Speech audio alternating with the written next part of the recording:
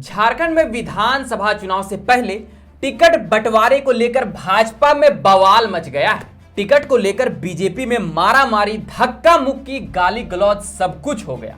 लेकिन उससे भी मजेदार बात यह है कि इतना कुछ होने के बाद भी भाजपा के नेता कह रहे हैं कि सब कुछ ठीक ठाक है। नमस्कार दोस्तों, स्वागत है आज के इस वीडियो में और आप देखना शुरू कर चुके हैं द पंचायत न्यूज की स्पेशल रिपोर्ट सियासी हलचल। बात कुछ ऐसी है कि झारखंड विधानसभा चुनाव से पहले कुछ निजी चैनलों के सर्वे में राज्य में भाजपा को बढ़त मिलते दिखाया गया। इन न्यूज चैनलों के सर्वे के अनुसार 43 से 48 सीटों पर एनडीए जीत रही है और उसी के साथ राज्य में भाजपा की सरकार बन रही है।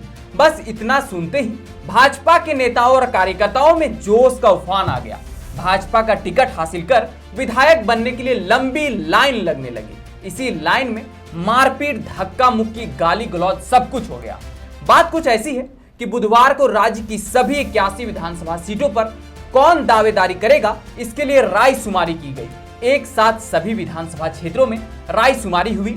प्रत्येक विधानसभा क्षेत्र में बूथ को लेकर जिला स्तर के पदाधिकारी को पर्ची दी गई। इसी पर्ची के माध्यम से गुप्त मतदान के तहत प्रत्येक विधानसभा के लिए 3-3 नाम प्रस्तावित करना था। इसी दौरान कई विधानसभा क्षेत्रों में जमकर हंगामा हुआ। धनबाद, हजारीबाग, पलामू, बोकारो इन क्षेत्रों में मारपीट की नौबत तक आ गई।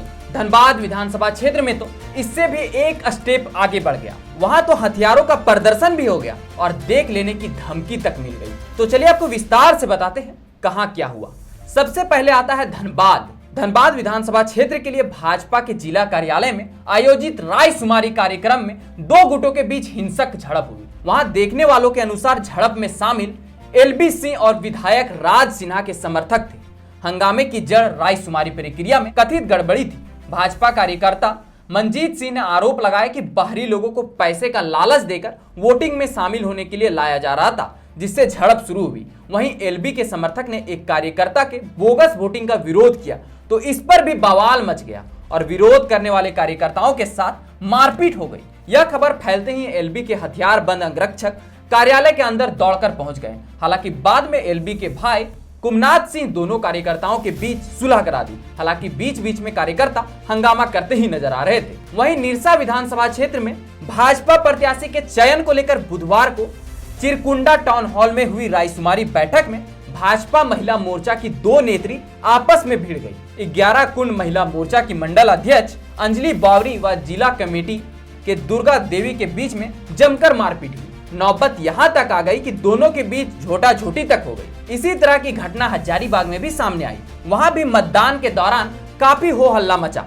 मतदान प्रक्रिया के बीच में कुछ कार्यकर्ताओं ने इस पूरी प्रक्रिया का विरोध किया। उनका कहना था कि मतदाता सूची के साथ छेड़छाड़ की गई है। प्रदर्शनकारियों ने आरोप लगाया कि पार्टी ने अनुचित रूप से कुछ नामों को हटा दिया, जबकि उसके जगह दूसरे को जोड़ दिया गया, जिससे रायशुमारी की प्रक्रिया के निष्पक्षता पर सवाल उठने लगे। स्थिति बिगड़ गई, जिससे नारेबाजी हुई और हाथापाई भी हुई, जिससे दो गुटों को अलग करने और व्यवस्था को बनाए रखने के लिए पुलिस भी बुलानी पड़ी।